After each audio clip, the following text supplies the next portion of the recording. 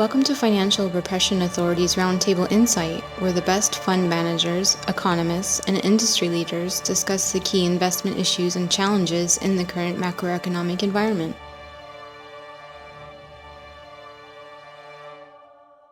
Hi, welcome to FRA's Roundtable Insight. This is Richard Benuli. Today we have Daniel Lacalle, Peter Boockvar, and Ira Harris. Daniel holds a PhD in economics and is chief economist at Trespass SV, has been ranked in the top 20 most influential economists in the world. He's author of several books, including most recently Escape from the Central Bank Trap and Freedom or Equality. Peter is the chief investment officer for the Bleakley Financial Group and advisory at Bleakley. He has a newsletter product called the Book Report, bookreport.com, bookreport.com.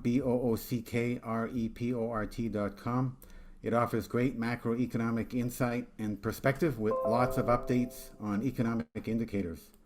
And Ira is independent trader, hedge fund manager, global macro consultant, trading foreign currencies, equities, bonds, and commodities for over 40 years. He was also CME director from 1997 to 2003, and a stint most recently. Welcome, gentlemen. Thank you so much. Thank you. Great. I thought we'd begin with the overall macro views and thoughts on the economy and the financial markets globally. If you'd like to go first, Daniel. Thank you so much. Thanks for having me. I think that if we want to categorize what is happening in the global economy, I would call it the big hangover.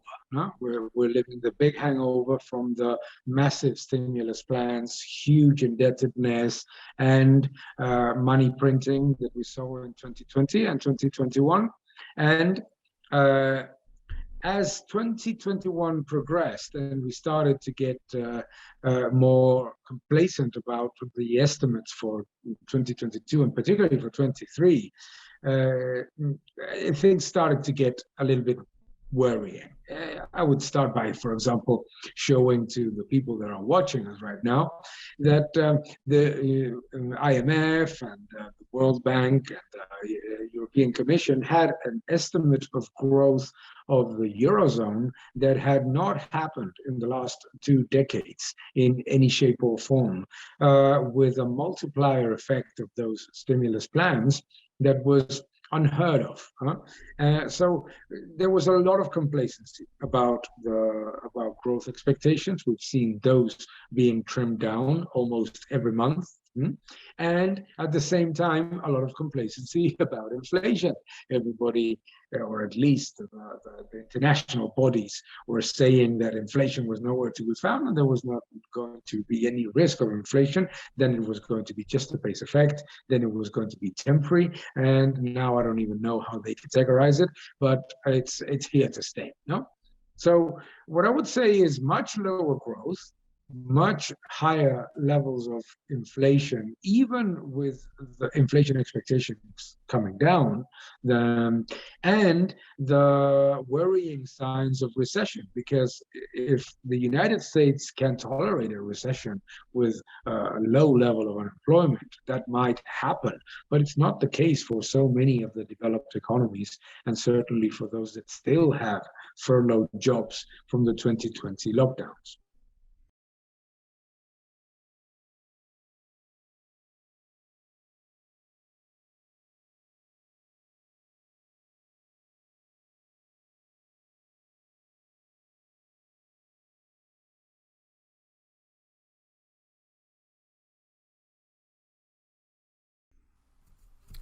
Interesting. And your thoughts, Peter? So the global economy is in a recession, and it's driven by, yes, the hangover from the stimulus and all the spending on goods, but it's also being driven by falling real wages, driven by high inflation that is putting people behind where they were in terms of purchasing power, and is now negatively impacting their spending decisions, on top of a rather short, at least in the US, a rather short increase in the cost of capital that is freezing up a lot of things. It's freezing up VC funding, you can be sure that a lot of companies did not enter 2022 that had a lot of floating rate debt, small, medium-sized businesses that were penciling in a 200 to 300 basis point increase in their interest costs. So that then crimps cash flows, and then that impacts hiring and capital spending and so on. So that's happening throughout. And it's something that we're going to have to now live through to see to what extent does this slowdown, to what extent does this monetary tightening temper this high rise in inflation. And it's going to take time. It's not something where you're going to snap your finger and we're going to be back to this magic 2% inflation level around the world. It's going to be something that's going to take a few years to cycle through. And yes, there'll be some declines in goods prices, and we're already beginning to see it. Commodity prices have come in, but I don't necessarily think that could be declared the beginning of a new trend rather than something that's temporary. But on the other hand, you have services prices that are high, and of the last few years of price pressures, it's going to take years of companies that are going to try to raise prices to offset their lost profit margin. So inflation is going to remain sticky and persistent, albeit at a lower pace. Interest rates are going to remain deeply negative on a real basis, and global growth is going to be in a true slog for a while. There's this debate that, okay, it's going to be a deep recession or a mild one. What we need to extend that discussion. Well, usually deep ones, you have rapid rebounds, whereas mild ones, yeah, maybe it's mild, but there is the possibility you have mild and lengthy rather than mild and short. And that's something that I think that we're going to have. This is something that's going to be extended. And taking it one step forward, typically in an economic decline, we know that central banks have come in all guns blazing, thinking that they can salvage the downturn, and they've had success, of course, in the past. But maybe this time it's going to be more challenging for them. Number one, because inflation is going to remain high, certainly relative to what they're used to in easing cycles.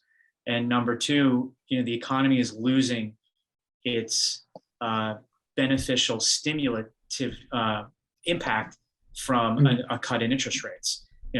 Cheap money is not as cheap, but it's still cheap. So if you make it cheaper, is it really going to move the needle in terms of spending and decisions both at the household level and also at the business level? So this is a new cycle that people are not accustomed to. Again, the high inflation is going to handcuff central banks, both in terms of their ability to pivot on a recession and their ability to cushion any economic decline. And with the markets too, because we know at least the Fed is highly sensitive to where the S&P 500 is and where credit spreads are. And what are they going to do if the S&P is at 3,000 and credit spreads are blown out, but CPI is still at 5%, down from 9, but still at 5, more than double where they want it to be? The markets are going to have to wean themselves off to this persistent dependency on the central banks are going to save the day and bail us all out. And your thoughts, Ira?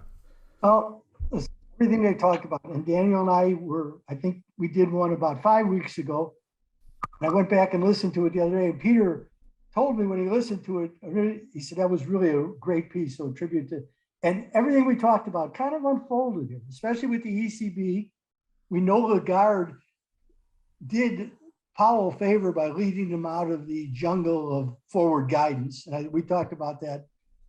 That was a possibility. So that's a good thing. That's a good thing. So now his hands aren't tied. But Peter brought up a piece this morning, and I went back and listened to it yesterday, because it was the question from Colby Smith at the FT, in which he talked about that. Well, we're probably at neutral, right? And I know you picked up on it, Peter. At 2 point, he said neutral at 2.25 to 2.25 to 2.5, which to me is far. First of all, the Fed has never defined what they mean by neutral anyway, right? To me, if you ask me, neutral is if overnight rates are at the inflation rate, meaning almost like a Taylor rule. So if we're at, let's say, 5% overnight rates and 5% inflation, that to me would be neutral because real yield would be zero. So I don't know what neutral, but I thought the market took off as soon as he said that yesterday. They heard what he said. Well, we're a neutral and our goal is neutral. We're kind of They've totally conflated what neutral means, and the markets took that. Neutral was not meant to be some absolute Fed funds rate. Neutral was dependent on, was not all else equal. It was dependent on, if inflation is at 2, the neutral rate would be 2.5. There's another way of saying that their neutral rate is 0.5% real rate. So for him to say we're at neutral doesn't make any sense. First of all, neutral rate is some made up number. They're based on one of their models. So when you have inflation at 9, the neutral rate's not 2.5. So I don't know what Powell was thinking when he made that comment.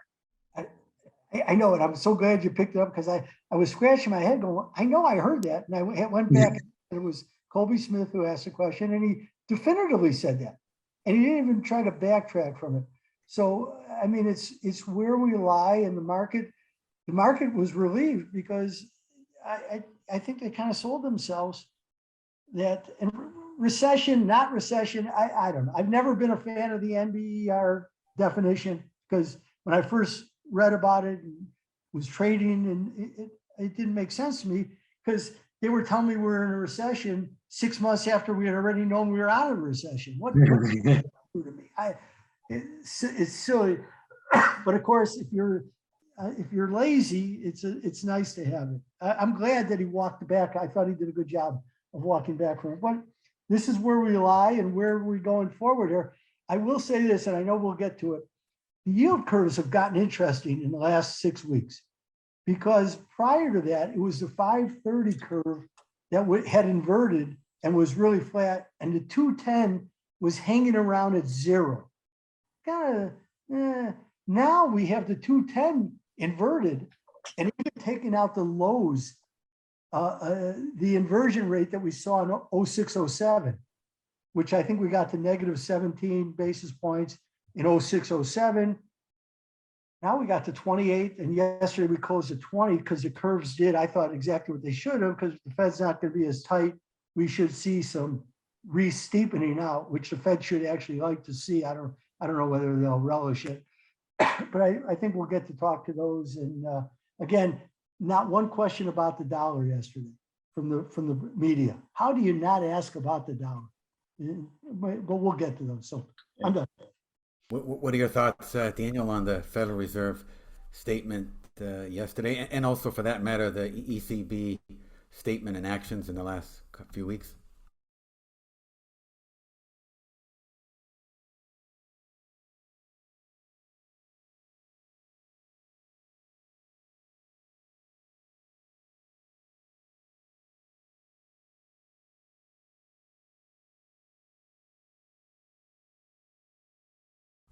I thought that the Federal Reserve yesterday was very much looking backwards rather than forward.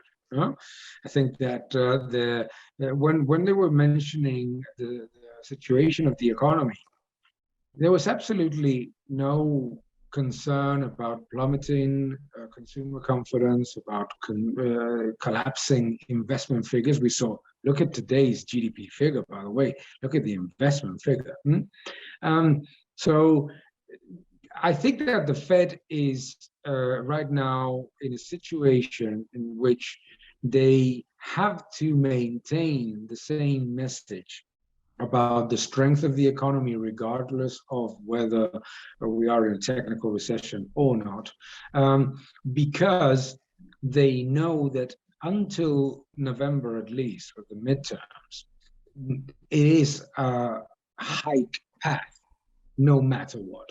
So data could collapse in the next couple of months, and they would maintain the hike path, because the key factor right now is to get to a level in which the hike path is not questioned by markets. And I think that is where they are right now.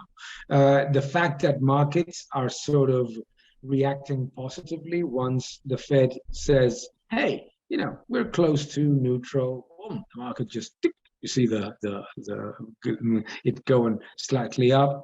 The fact that things have not really become massively problematic despite 2 trillion reverse repo auctions is fine with them. The case of the ECB is much worse, is significantly more different, is that the ECB gave the most jaw-dropping statement one can imagine from a central bank. On the one hand, it says, oh, we're going to be tough, we're going to increase rates by 50 basis points, which is our highest and largest increase in 22 years. And at the same time, we're going to say to everyone that we're not going to reduce the balance sheet in any shape or form, because the entire proceeds of any bonds that mature in our balance sheet is going to be spent on bailing out Italy, which goes into its 133rd government in 160 years. So it is, fun and games yet again.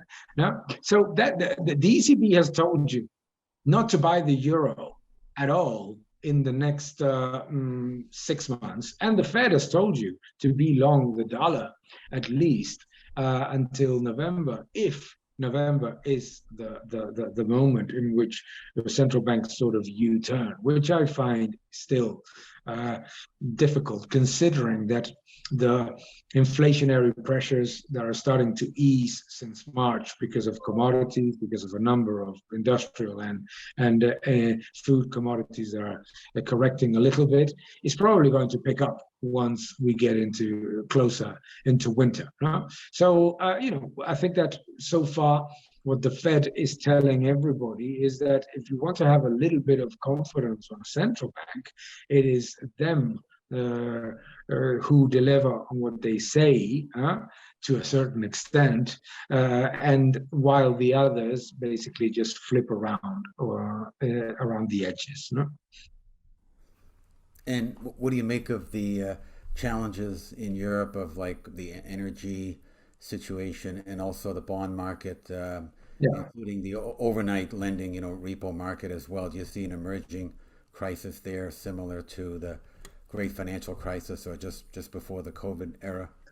I don't think that the ECB is going to allow a great financial crisis situation, and they're saying it over and over again. You see that the minute that the spread of BTPs, the Italian bonds against the Bund, go to a certain level, the ECB is immediately there. You see that in liquidity auctions, banks are always getting the ECB as a lender of first resort, not as a lender of last resort. So I don't think that is at least an imminent risk. And certainly, if there's anything that the ECB, also the Fed, are telling you, is that no matter what happens, liquidity is not going to drive credit shutdown in these economies.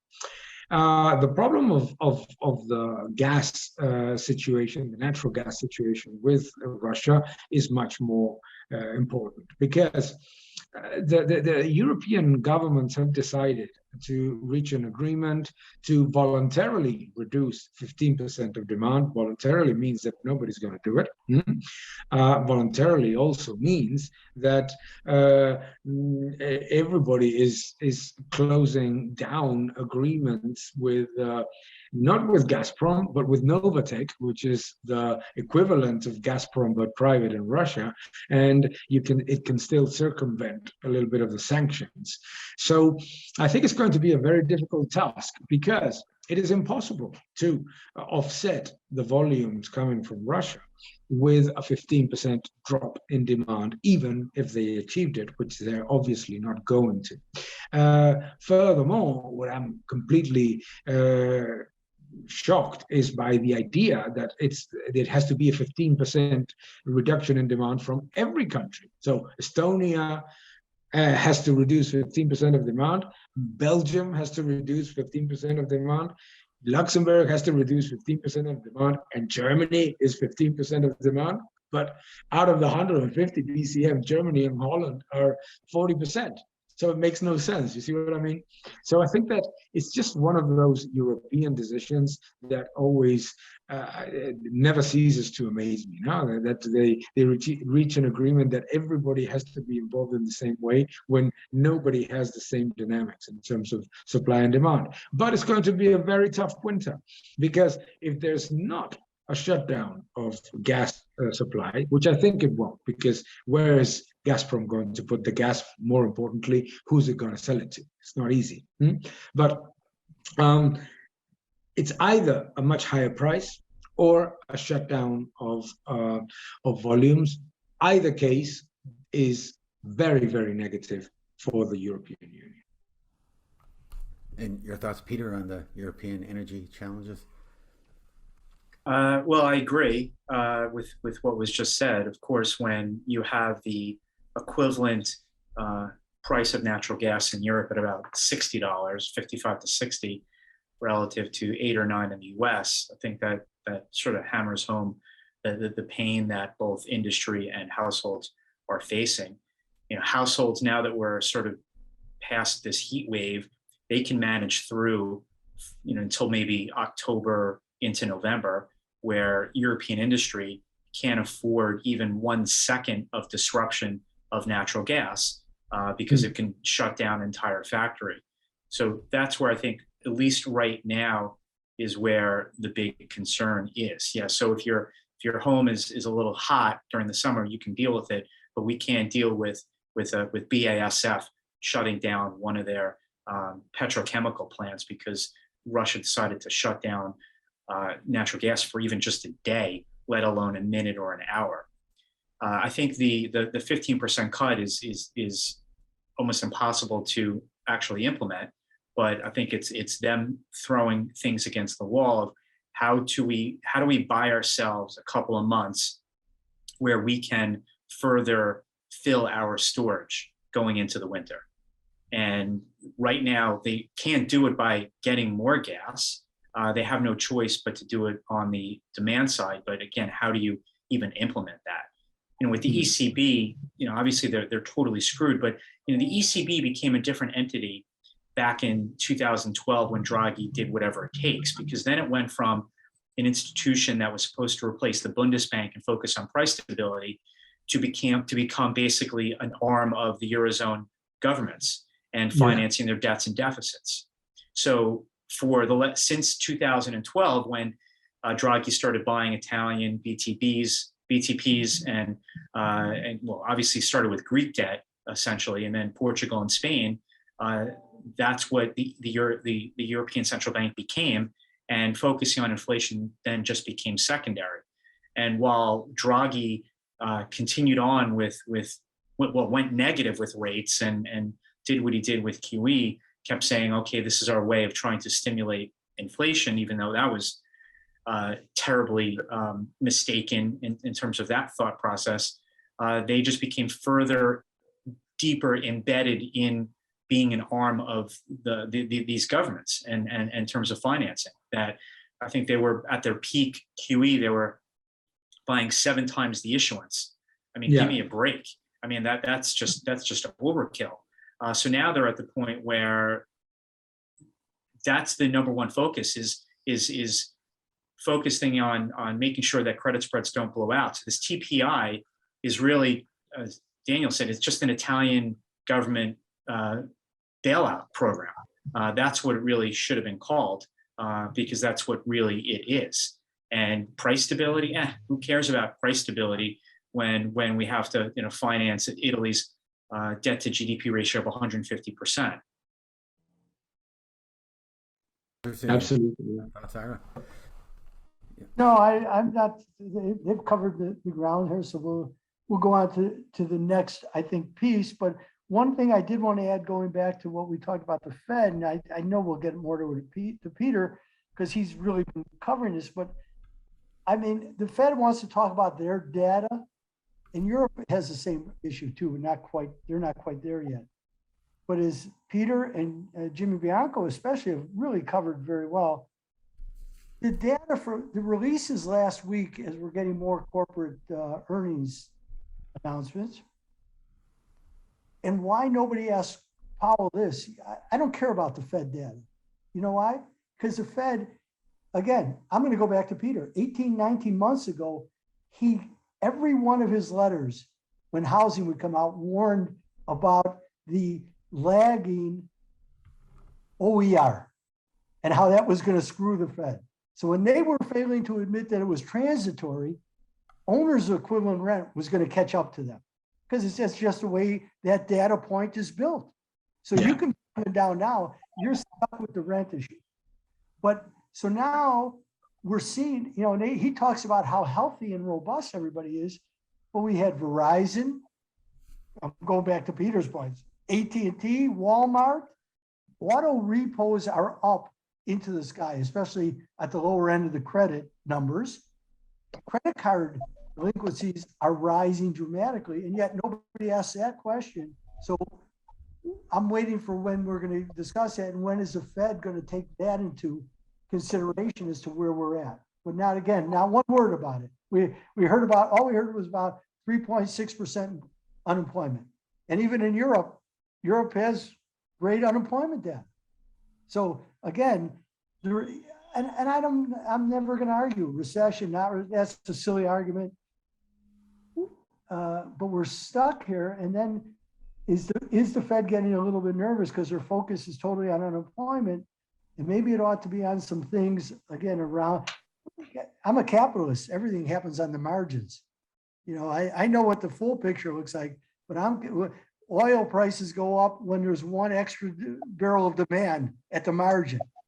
I know what the regular oil, I know what natural gas demand, and I think Daniel and Peter covered it so well. And of course, Daniel made me laugh because, who's going to reduce the Spanish are already screaming about a 15% reduction, right? And the Dutch don't even say anything anymore. They let everybody else do the talking for them, because why should they appear to be the bad person? But everybody else will scream about it. So I don't know. Are you going to, the only way is, and Putin's sitting here laughing because what are you going to do? Shut down Europe for the winter? Not going to happen. So you figure it out. I can't. Daniel, go ahead. Did you want to mention something? It's impossible. It is impossible. The energy, we must go back a few decades ago and remember why Europe has a huge dependency on Russian gas. It is not a coincidence. It is not a mistake. It is not a policy conundrum. It's policy. It was a political decision. It was an absolutely thought political decision because it was the cheapest source of energy for Europe, and it was the only way in which Germany could actually implement a complete shutdown of its nuclear fleet and at the same time continue to receive inexpensive energy. So once you understand that, you understand why it is impossible for both Russia and Europe to actually deliver on their promise, whether it is of complete shutdown of natural gas to Europe, because all of the investments that Gazprom made with Ruhrgas, etc., were made precisely for that purpose. There's huge interconnection between companies. I mean, Ruhrgas, not just, but Gas de France in France, now called, I don't remember the name actually, or ENI, etc. So that's the first part. The second part is that the impossibility of translating the objectives of energy and CO2 reductions, in the Eurozone with the current mix that exists in most countries. Renewable energy is fantastic, but renewable energy works 22% of the time. That's a fact. And you don't change that in a few months. works 22% of the time. Therefore, for the remainder of the time, you either need massive nuclear energy, natural gas, or actually both, or hydro as well. Even if you have hydro and nuclear, you still need natural gas. So the problem is that something that was designed to have a cheap and reliable source of energy for the foreseeable future has become a tool that will generate expensive and unreliable energy for the foreseeable future. Not an easy one to solve. We must remember at the same time that the US is now the largest exporter of natural gas into the European Union, and that natural gas comes from non-conventional sources, fracking, which is banned in Europe. So basically, in Europe, it's banned to develop our own natural gas resources, while we spend, as Peter just mentioned, and it's an important figure, it's about $65 to $70 a million BTU to the price that was paid prior to the crisis. So any way you want to look at it, if you're Germany today, you're concerned about two things. The first one is supply of natural gas and price of natural gas. Second one is China. And we forget about China. In all this debate between economies, we forget that China just downgraded yet again its estimates of GDP growth, that they continue with the zero COVID policy, which between us is a subterfuge to disguise the collapse of the housing bubble. But either way you want to look at it, the European industry is having a huge problem. At the same time, we talked before about the euro and the ECB. The Eurozone is in a trade deficit for the first time in at least a couple of decades. So being in a trade deficit, which means selling euros to buy dollars, while at the same time having to sell euros to buy rubles to purchase natural gas, is a very tough combination, added to the Chinese slowdown that means lower exports. Interesting. And in terms of the U.S. dollar as the major reserve currency of the world, do you think the Fed has more of an emphasis or an interest in raising interest rates to address the inflation challenges, especially in the U.S., or is it also considering the U.S. dollar denominated corporate debt globally, especially in emerging markets that are causing a lot of problems there? And are we actually seeing the Triffin dilemma in reverse? You know, speaking of trade deficits, with a declining U.S. dollar in the recent couple of decades or so, do you see it reversing with a stronger dollar happening? Your thoughts on that?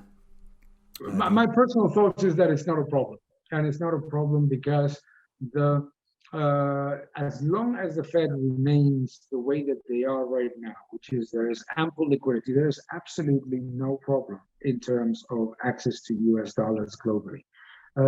More importantly, in terms of dollar-denominated debt, emerging economies have been reducing their percentage of dollar-denominated debt to increase exposure to euro and yuan-denominated debt, which ultimately, with the euro depreciating and the yuan depreciating while the US dollar strengthens, which means that their exports of commodities generate higher revenues, is not to say a positive, but it mitigates the risk of getting into a global financial crisis or an emerging market financial crisis due to dollar strength. So that is sort of kept relatively stable. What the Fed has actually proven yet again is that there is no contender in the fiat currency world to the US dollar. Yet again, we've been hearing for years in the period of bull markets, the yuan, the euro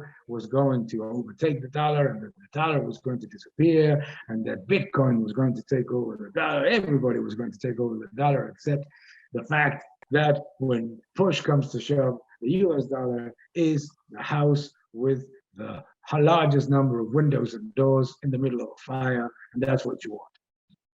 Okay. Interesting. And your thoughts, Peter, on the US dollar? So I think it's important to not just look at the dollar as just this homogeneous currency against everything, because it has its own dynamics against different countries. And really, up until a few months ago, the dollar was only trading well against the euro, the yen, and the British pound.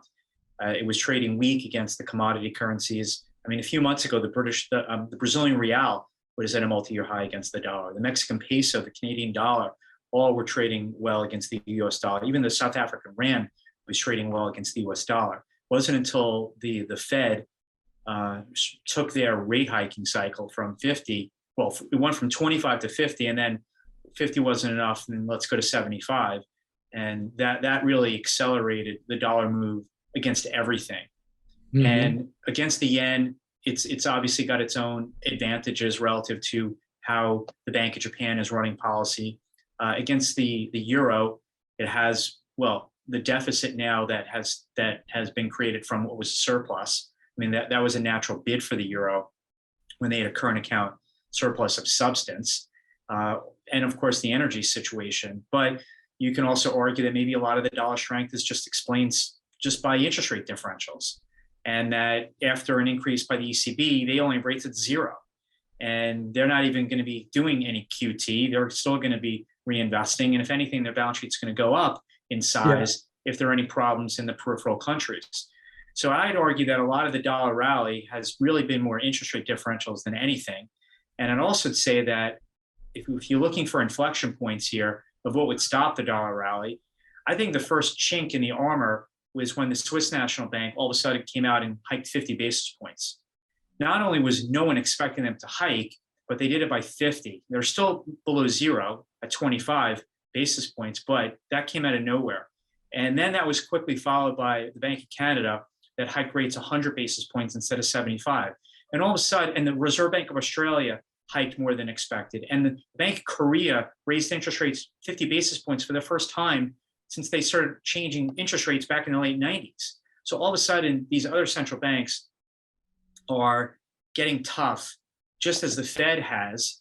And the Fed's policy is not as out ahead of these others. So I think the dollar is looking sort of a bit toppy. Now, again, I think against the yen and against the euro, it's going to have its own unique characteristics and much less so against the others. And the Bank of England in August is going to increase their rate hiking cycle to 50 from 25, and they're already doing QT. So outside of the yen and the euro, I don't see the dollar rallying much more from here. Again, because I think a lot of that outperformance has been interest rate differentials more than anything else. Interesting. Great observations. Your thoughts, Ira? Well, my view is I believe that the strong dollar is a problem for the world only because the amount of debt that was taken on at the behest of Fed policies.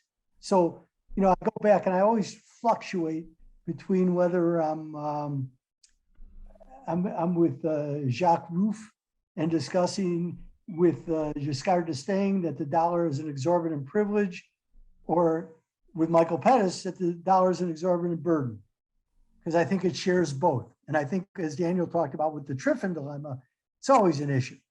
So where is it here? Right now, I think the United States, this is not the Volcker years. Again, Daniel and I talked about it, Peter. There is no inner Volcker here. The world are vastly different. The amount of debt that's on the books of a lot of borrowers, especially emerging market, not just public sector like it used to be, but private sector, corporations in the emerging market world, a lot of dollar debt. And with that, because that debt was creation of Federal Reserve policy, I would argue vehemently, just like in 2015, the real paradigm is the Swiss National Bank in 2015, because everybody felt comfortable borrowing. All Eastern Europe was borrowed in Swiss francs, right? I can get rid of my euros. I'm guaranteed the peg at 120, and rates are about 2% lower at that time in Switzerland. So I'm going to borrow Swiss francs until the peg was pulled, And then all that borrowing became very expensive borrowing. And I still think they're dealing with lawsuits out of that still today. Well, that's the way I look at the world. The world right now is heavily borrowed in dollars because of Fed policy. And now the dollar is going up with interest rates rising, and which is, as Peter talks about, I think it's absolutely right. Well, it's pushing the dollar higher, higher, and higher, which is making it the burden greater and greater and greater, which to me should pull the Fed back. The Fed has to be very careful here, because this is a problem that they created. You can pretend to look at the world with domestic lenses, but you've already, that ended long ago. Especially, I would argue, once we went to the full fiat currency world of August 15th, 1971, we definitely get there. So we're there now, and you fulfill a different role, and you have to play that role, because the world right now, we've just seen a taste of it with Sri Lanka and Pakistan. There are many others. In fact, there's so many articles now being written. Even David Marsh's, they came out with a piece this morning talking about this and the threats that exist to the emerging market world. So I think the stronger dollar is not, and people are saying, well, it's good for the United States. I don't believe that. I don't believe that. I believe at one time that was okay, but the United States doesn't import energy because it's already, well, they do import energy, but it's already priced in dollars. Everything they do. So the impact of a stronger dollar on inflation in the US, I think, is much less.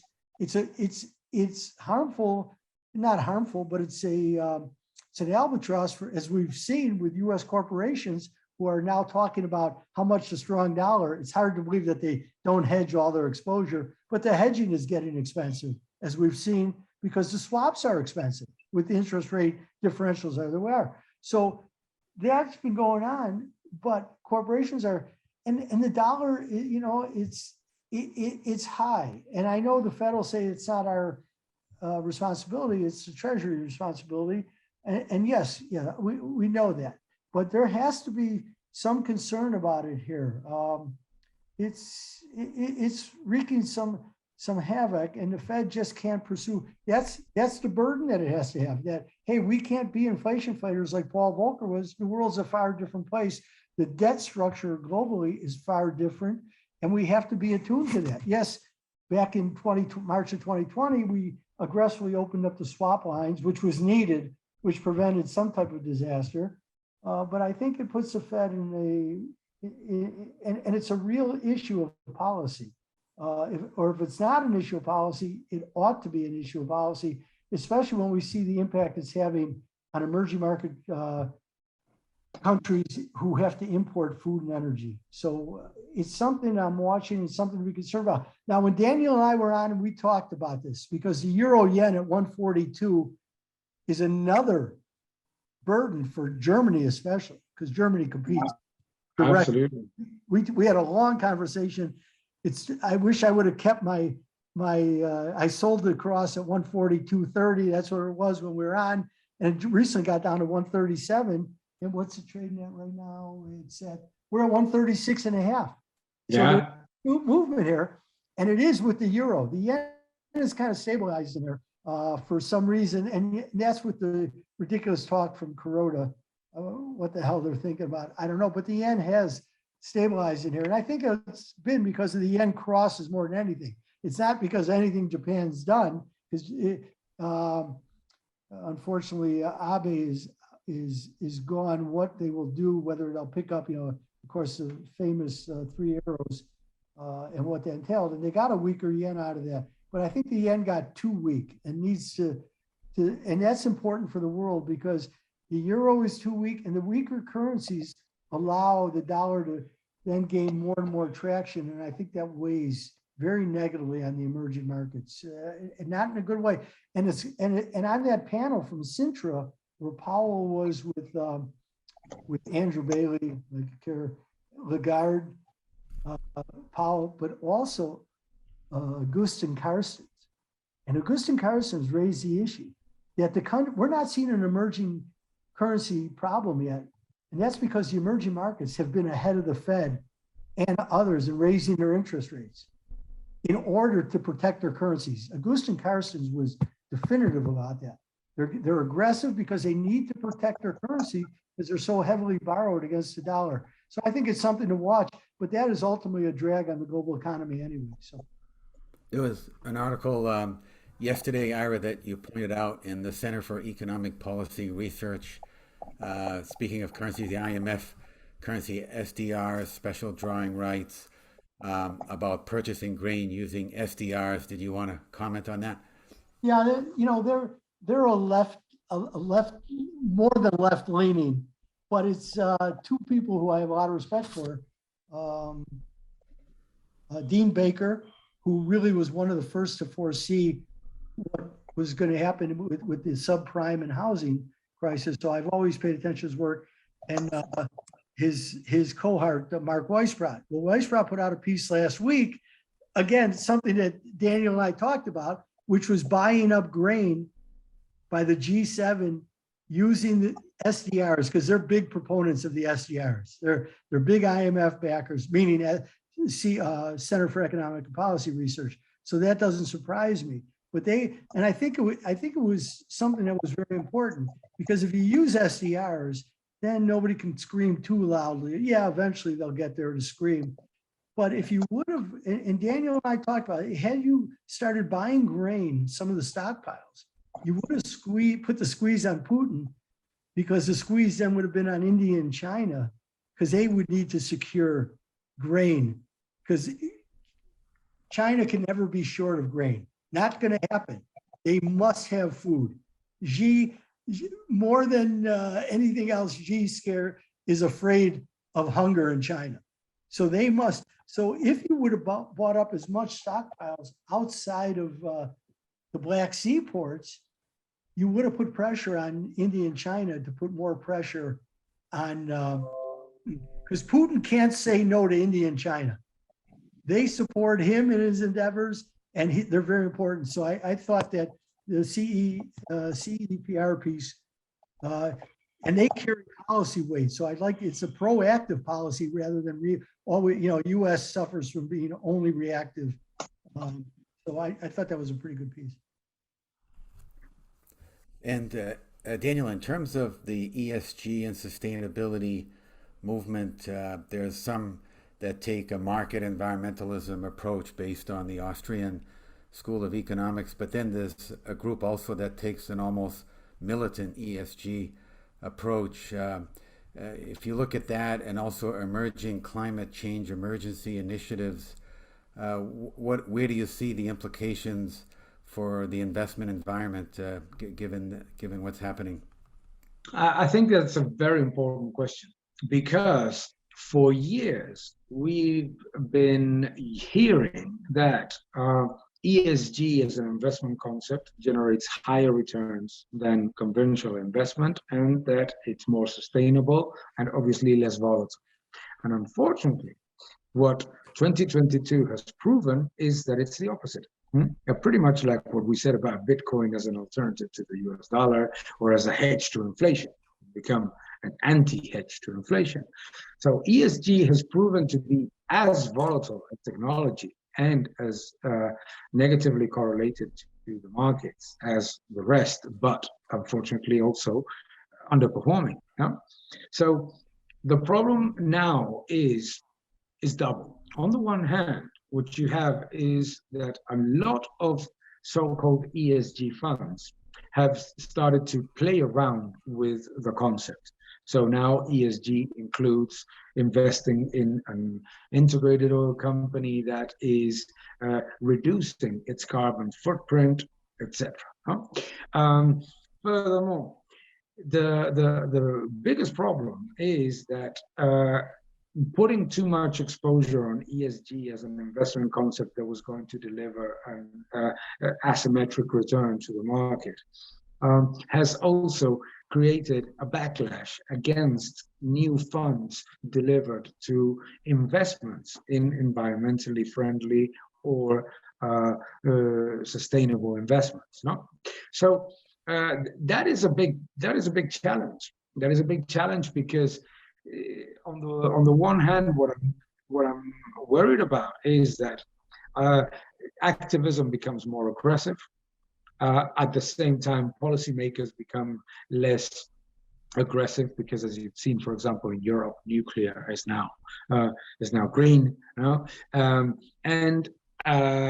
But we're forgetting that a lot of the capital that was moving to sustainable technology and renewables, etc., is starting to come out to other, at least less risky or at least for the moment more attractive opportunities. So I think it's a victim. ESG as a concept is a victim of its own hype, a bit like cryptocurrencies, that it has sold a story that should have not been sold to start with in order to attract capital, and is now making a negative impact on exactly what it should be defending, which is more investments in technologies and disruptive technologies, which would be the solution to the challenges of the energy and supply of food and water, clean water globally. Interesting insight. And your thoughts, Peter? I mean, ESG is always in the eye of the beholder. So you have, just to expand on what Daniel said, you can have two people. One thinks nuclear is ESG good, and another one would think it's bad. So you have this just entirely subjective concept. Also, at the same time, you can be sure that every Fortune 500 company or every Fortune 1000 company has consultants in their office saying, how can we call ourselves ESG? So if every company can call themselves ESG, then what is it? Exactly. It's you look at some of these investment products, which we do, that slap on the ESG label, and all they are closet index funds because their top holdings are Microsoft, Alphabet, Apple, Amazon, and Tesla. They all own the same things, and they just follow the S&P, and they call themselves ESG. So to me, ESG is like Daniel said, a bunch of hype, and I don't even know what it means anymore. You take Philip Morris, the stock that we own. Well, I can argue that maybe it would fit some definition because they're trying to get people off from smoking cigarettes. But somebody else will say, well, smoking cigarettes, they can't have that.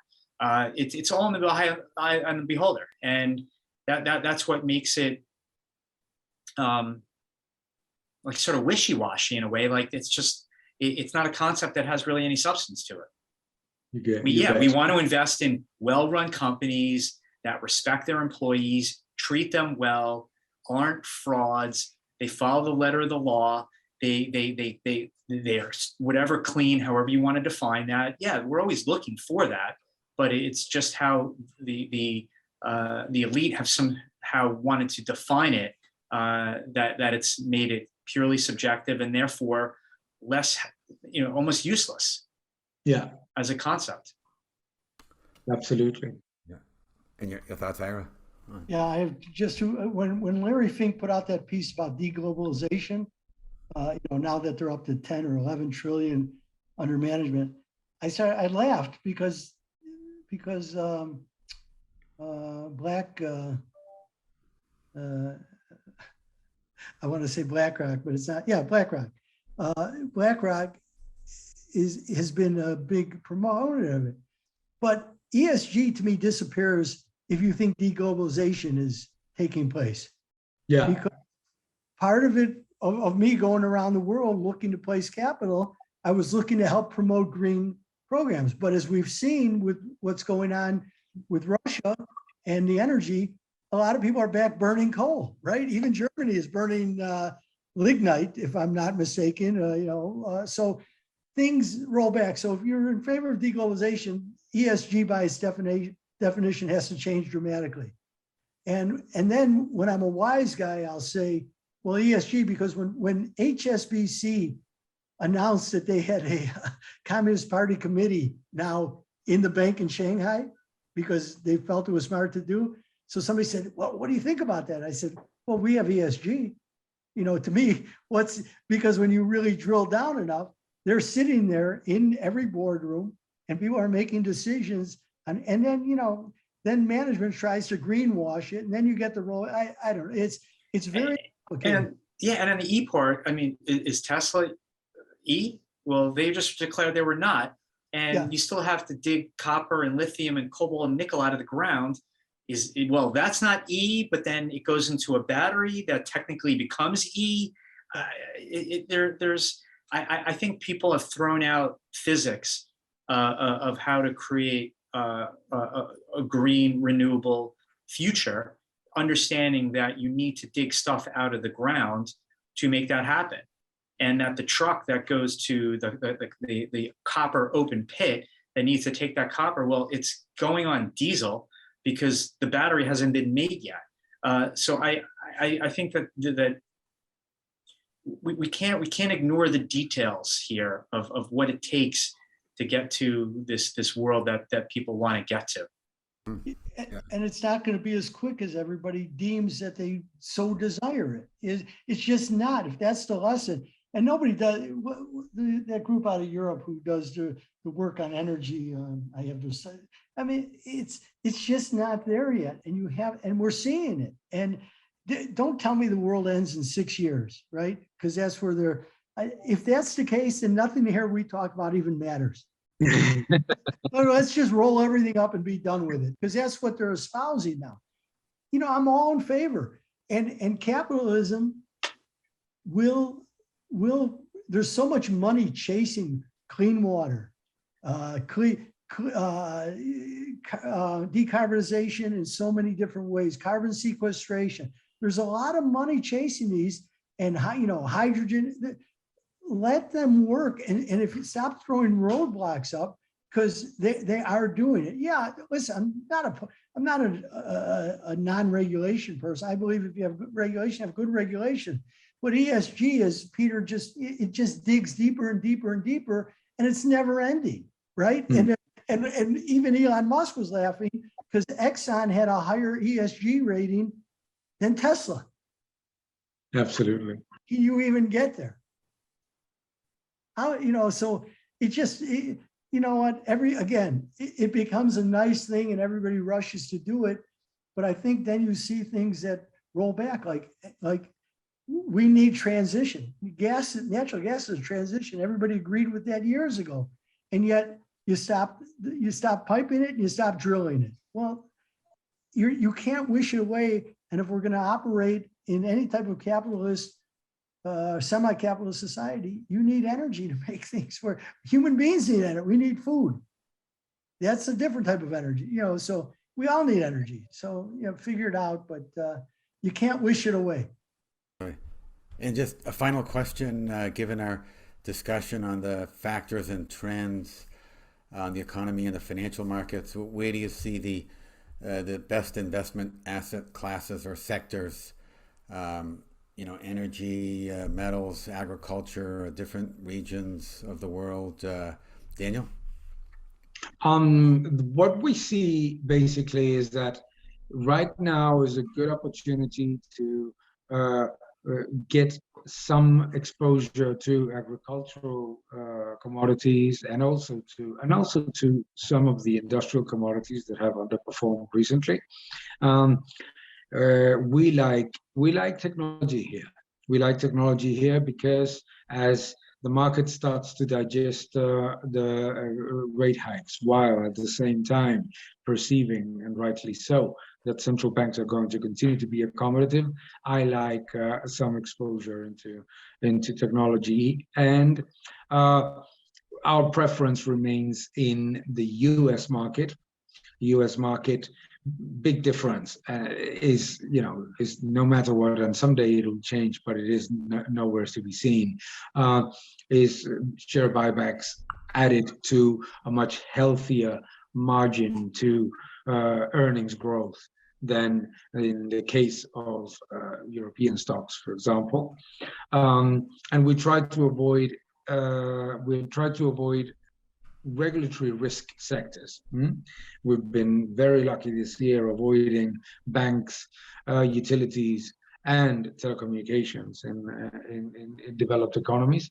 So That's what we look at. I don't like emerging economies. I think that emerging markets have a double risk. If the currency goes south, the market goes south, and if the situation in the economy doesn't get better, then the government starts to eat away the returns. So I'm not looking particularly positive on indices in emerging economies. We have some exposure to specific stocks and bonds. We like investment grade here, and we are completely away from sovereign bonds. Interesting. And Peter, your thoughts? So we're pretty bullish still on energy, precious metals. Ag, I like. We had sold our fertilizer stocks after the war started and prices spiked, but they're tempting to get back in because I still think that crop prices are going to remain very high, and even next year, when you think about the fertilizer that's not being sprayed this summer, is going to lead to less yields, and certainly for next year as well, as farmers sort of economized these very high fertilizer prices. I actually think if I'm right on the dollar peaking out here, I think some emerging markets actually will become attractive if the dollar tops out here. Again, because their central banks have been pretty aggressive in tightening. And when you look out over the next 10 years, I think that growth in Asia, the rise in the middle class of Asia, is going to be one of the more exciting investment stories. And whether that's in India or even China and the rest of that region, Indonesia, I think pretty bullish on the Southeast Asia, particularly Singapore. I think that there are some cheap opportunities, and these are markets that have done nothing for the past 10 years, and they've dramatically underperformed. And then even in the US, there's still a lot of good value stocks out there that this recent decline have given people an opportunity to own at cheaper prices. And one thing that I like to say is that bear markets, even though they're tough to go through, and we're clearly in one, bear markets are usually the best time to be buying stocks or anything, because that's where the best values are created. Mm-hmm. And your thoughts, Ira? Yeah, I'm pretty much in the same camp. I will say with Daniel, but as long as we talk about ESG, I still, one stock that I buy on all the breaks is ABB, the Swedish.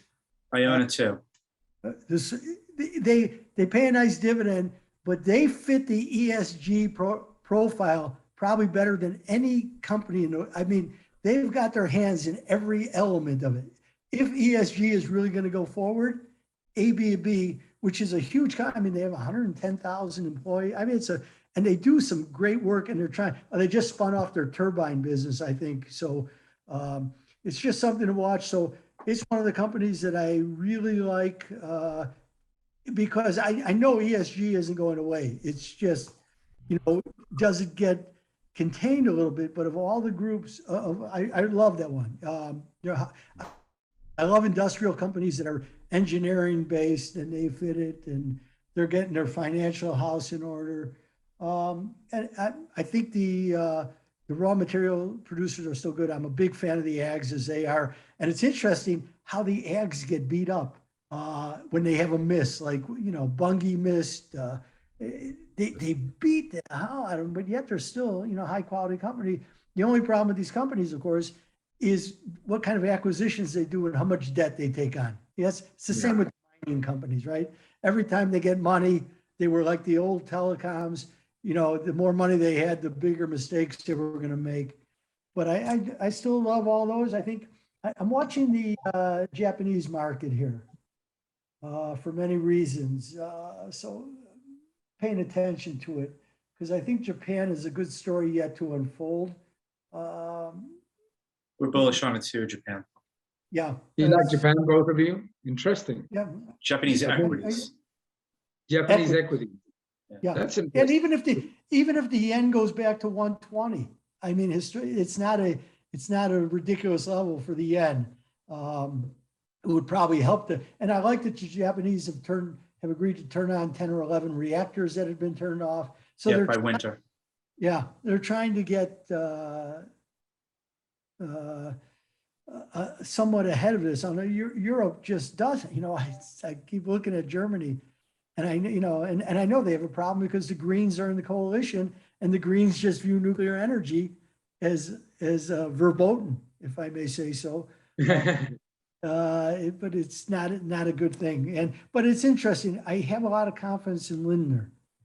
It'd be interesting to see what happens with him and this government, because this stoplight coalition really is not serving them well at this juncture. But basically the same things. And I'm looking for stocks that have been heavily sold off that I really think have value to them.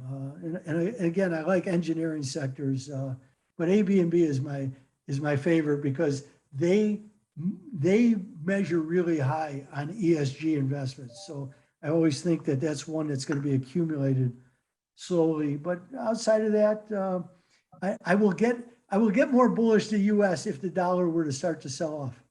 I think the stronger dollar is a problem. I think it's a problem for U.S. banks. I think there's a lot of hidden problems there with a strong dollar. That's the way I see the world. Great, awesome insight, gentlemen. How can our listeners learn more about your work, Daniel? Oh, it's difficult not to find me. It's probably easier to avoid me, I think. That would be probably the task ahead, to avoid me. The best way to find me is my website is dlacalle.com, and you have it in Spanish and in English. You have my YouTube channel in English, Daniel Lacalle in English, and you have my two Twitter accounts, one in English, one in Spanish. So, I come back to the point. It's easier probably to avoid to find me than to avoid me. So looking forward to the discussion. Great. And Peter? You can read my daily macro market missives at thebookreport.com. It's actually bookreport.com, BOOCK report.com. And if you are interested in reaching out from a wealth management perspective, we're at bleakley.com. And my Twitter handle is at @Boockvar. Great. And Ira? Well, through notes from underground, I haven't been writing in a while because my eyes, I'm just recovering from some issues, but everything will be better and everything's getting better. I'm getting back up to my reading speed. So I'm there. And I'm a big fan of both of these. So this is a great honor. Daniel, I'm a latecomer to Peter's work has been, I've had years of it now, especially through this. So I advise people read that. And interestingly, both of these people, there's an article today in the Financial Times by Howard Marks. I'm a big Howard Marks fan. And the title of the article is really great. And it fits everything we talk about here today. Let me grab it. The title of the article was really good. And I know Daniel and Peter subscribe to this because that's what separates them. But Howard Marks talked about, where is that article? That's why his newsletter just came out. Oh yeah, but he talked about not to go with the herd, right? To stay with the herd and think about things more in depth, and you'll be amazed at what you'll find. And I think this ability to interact just like we're interacting serves that so well. But I advise everybody to read that Howard Marks piece because it's really a tribute to what we're sitting here and what you try to do, Richard. Get people to think about things. A lot of things going on that are more than just what the headlines read. I think very, very important. And I think that's what we strive to do and keep coming to this site. And Richard, you got to get this stuff out there better because everybody needs to get on top of it. Okay. Great. Thank you so much, Daniel, Peter, Ira. Thanks so much. Always fun, guys. Thank you. Thank you. Great fun. A great pleasure to be with such great people. Thanks a lot. Thank you. Pleasure. The FRA Roundtable Insight Show is for informational and educational purposes only and should not be considered as a solicitation or offer to purchase or sell any securities. The investments, investment strategies, and investment philosophies discussed or presented on the show each involve their own unique risk factors which are not discussed on the show. Any discussions among the panel participants or responses to listener inquiries are based on the personal opinions of the panel participants and do not take into consideration the listener's suitability, objectives, or risk tolerance. Please be advised that you invest or speculate at your own risk.